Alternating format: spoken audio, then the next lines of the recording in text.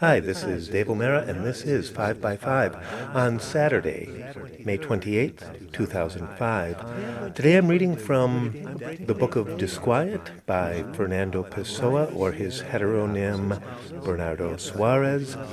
This episode is undated, but it has a little subtitle of its own called A Shrug of the Shoulders.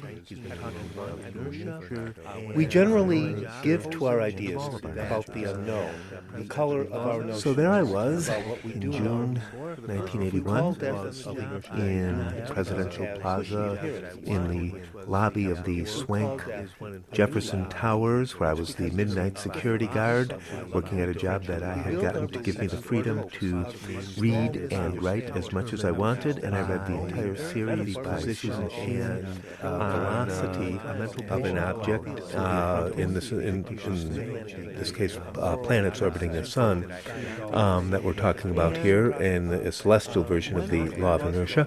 And he's supposed whether it could be determined simply by position, and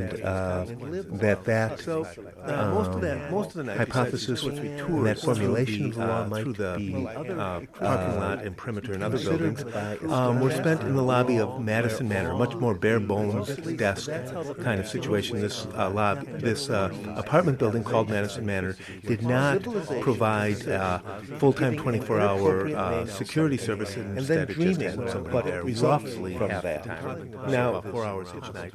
This might be considered the creative method of a poet as well, but perhaps what he is arguing here is that a poet gives appropriate names to things and then dreams what results from that. But I think poets also give new names to things. But he's talking about the conventional world and about and the way civilization just the names that everyone has for things, not the brilliant Fernando names slash Bernardo. Okay. The reason I find this book difficult to read is that while it has extraordinarily vivid imagery and is probably the best book ever written capturing the running the beauties, inappropriate and mixed up metaphors, she suddenly said, I want to go on, what's my line, as a mental patient. That's my job, really, a mental patient. I get paid for it by SSI, etc., etc. And it was this moment of clarity in the middle of all this nonsense about being married to John Travolta and being John Travolta and getting married to other people. Now, this is really interesting because he's attributing to the conventional worldview the creative powers normally reserved for an artist. He sees that of lying and then transforming a lie into a reality. Okay. These meandering thoughts that I calmly record in the cafe I chanced to sit down in were evoked by something as I was walking down the street. What? I don't know. A sudden, subtle tick of light, a vague argument that other people would make here, but he isn't actually making it, I don't think.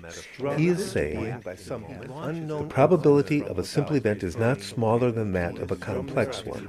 If, however, the former does occur, we shall not attribute its occurrence to chance.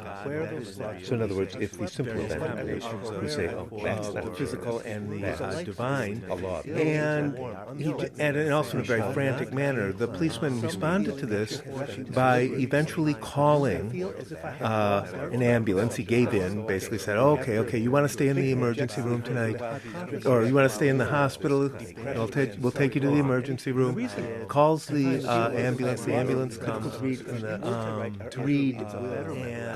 the way, for example, that one reads fiction, in the way one might read The Death of Ricardo Reyes by Jose Saramago, which is, of course, is a tribute novel to Fernando Pessoa. The problem with this book is that it simply has no plot. There is no provided to me by the cafe uses random sandwiches, in which they provided me with, because I required nothing better, and anything would have done as long as it was white. And I feel content. I lean back. So now he seems to be coming out of the depression. Evening falls monotonous and rainless in a discouraged, uncertain sort of light. And I stop writing just because I stopped writing. And I stop talking just because it's time to stop.